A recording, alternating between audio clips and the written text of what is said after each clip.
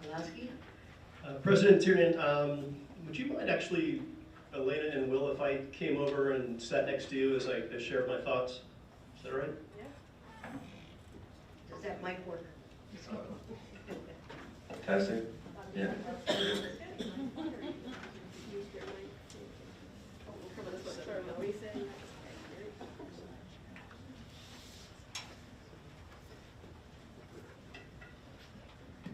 What, sound okay?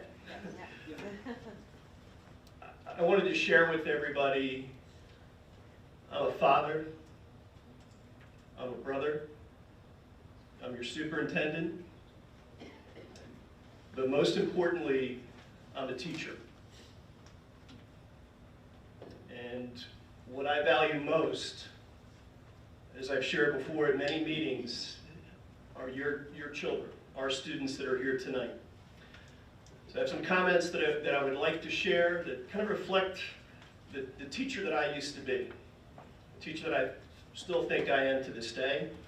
Dr. Reynolds, I would like to thank you, and I'd like to thank the committee who worked extensively hard in order to make this recommendation that's driven by policy. It's also driven by the principle of protecting freedom of speech, as well as the rights and regard for our LGBTQ+ students. When I also say freedom of speech, and I'm also escaping a sinking ship, my family for over 100 years has had somebody who has served in the United States Navy, United States Navy Reserve, and my daughter will be a naval officer next year.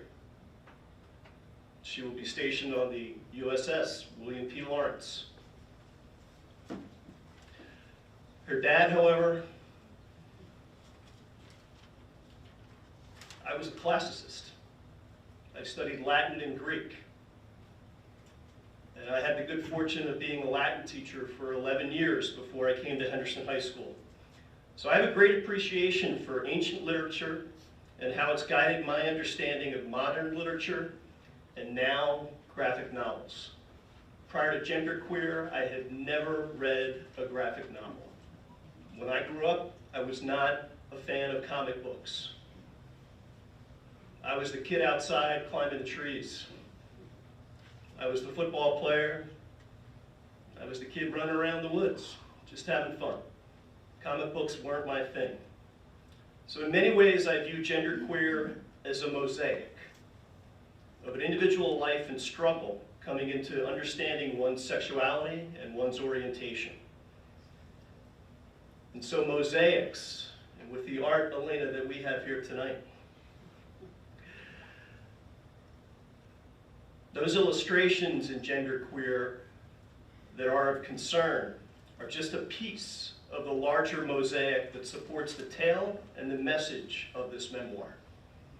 The memoir may not resonate with some, but for those few for whom this makes a connection, it can be incredibly supportive, it can be incredibly empathetic, and it can develop understanding. So for this reason, Will, as I sit next to you, Elena, as I sit next to you, and I sit before our parents and our students, and so many of our students that came out tonight, I want to share with our board that I do concur with this recommendation. Thank you.